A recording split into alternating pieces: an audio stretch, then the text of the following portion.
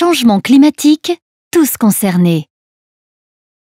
On parle aujourd'hui de changement climatique pour désigner l'augmentation de la température moyenne de l'atmosphère et des océans.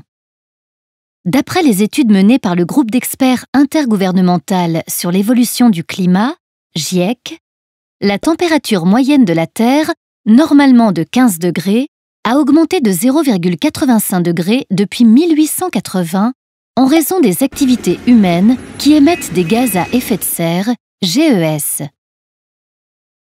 Si rien n'est fait pour diminuer ces émissions, la température moyenne de la Terre pourrait augmenter de 4,8 degrés environ d'ici la fin du XXIe siècle, avec pour conséquence l'élévation du niveau de la mer ou encore l'augmentation des catastrophes naturelles. En France, la température pourrait augmenter de 4 degrés environ en hiver et de 6 degrés environ en été.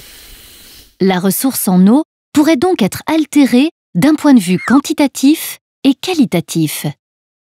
Quantitatif, car en été, les sécheresses risquent d'être plus intenses, provoquant l'évaporation des eaux superficielles. Qualitatif, car il y aura donc une plus grande concentration des polluants dans l'eau en été.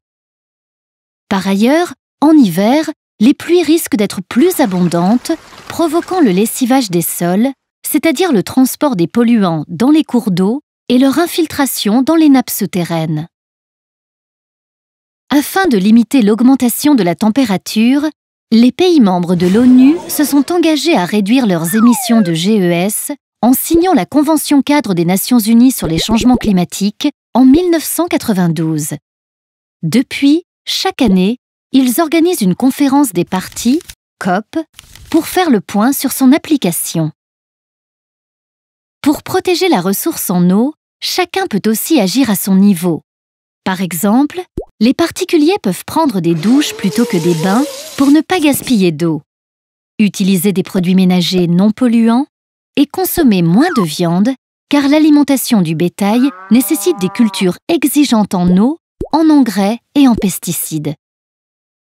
Les collectivités peuvent rénover les réseaux de distribution qui amènent l'eau dans les maisons pour éviter les fuites et veiller à ce que leurs stations d'épuration, qui traitent les eaux usées avant leur rejet dans la nature, fonctionnent correctement.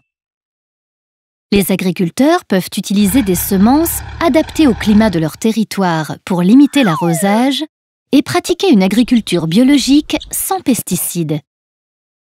Les industriels peuvent recycler leurs eaux usées et installer des bassins de rétention sous leurs produits dangereux pour éviter qu'ils ne se déversent accidentellement dans l'eau. C'est en conjuguant les efforts de chacun que les effets du changement climatique pourront être limités.